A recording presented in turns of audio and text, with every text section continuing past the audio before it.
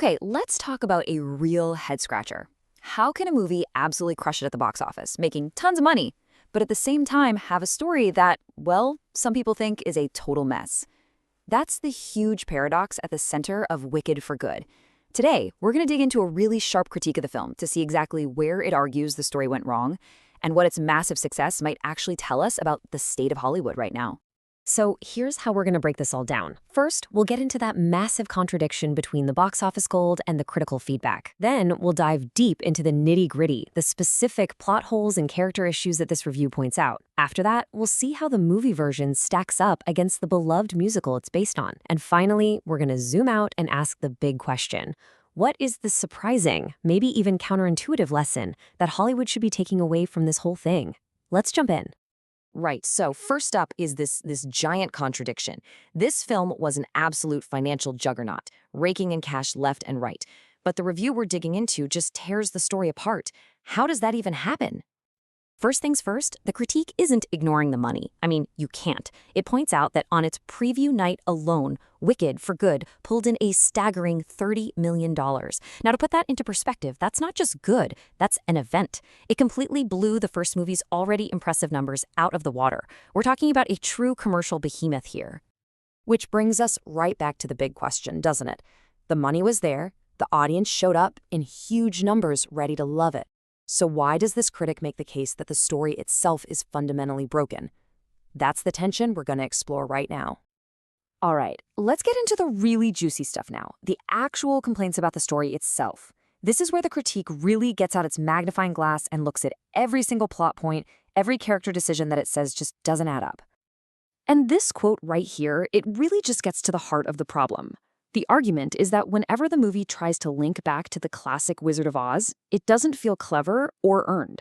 Instead, it feels clunky, like they're trying to jam a square peg into a round hole, and you can see them forcing it.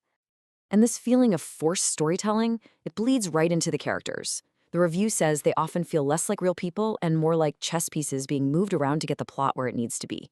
You've got these huge inconsistencies that are called out. For instance, Elphaba, she has all this incredible power, but for big chunks of the movie, she's just kind of passive and sad. It doesn't quite track. And then there's Glinda, whose big character arc ends with her staging a coup to hold on to power.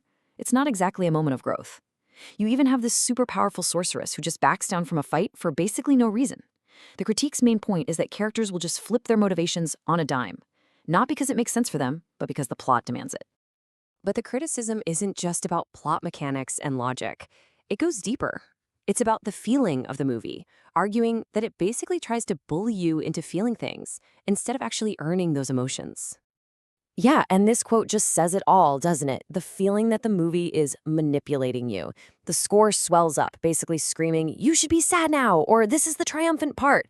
But according to this analysis, nothing the characters are actually doing or saying on screen backs it up.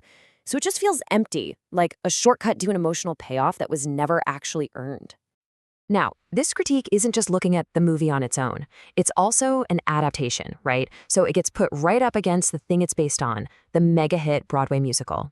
And the argument here is that in that transition from the stage to the big screen, something really important got lost, or maybe even broken. And this chart really lays out the argument perfectly.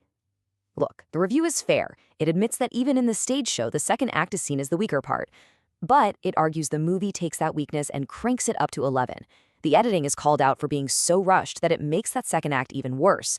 Big, important story moments, like how a character becomes the Tin Man, feel like they come completely out of nowhere because the pacing is just off. On stage, those moments have a little more room to breathe. Here, they're just abrupt. So instead of fixing the play's flaws, the movie apparently made them even more obvious.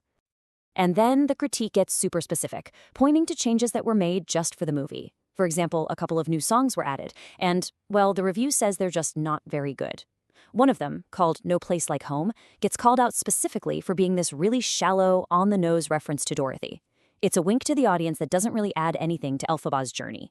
Even a key plot point, like why her sister gets the title Wicked Witch of the East, is supposedly handled so poorly that it barely makes sense. Okay, so if the story has all these problems, if the adaptation is flawed, we have to go back to that first question. Why was it such a massive, undeniable hit?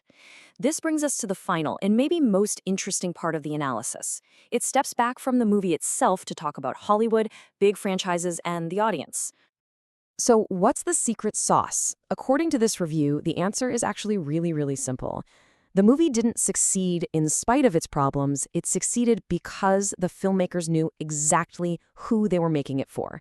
They weren't trying to win over new people, they were making a movie for the fans, the diehards who already loved the musical.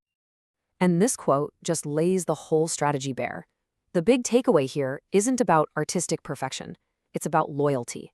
The idea is, if you have this huge, passionate, built-in fan base, your number one job is to serve them.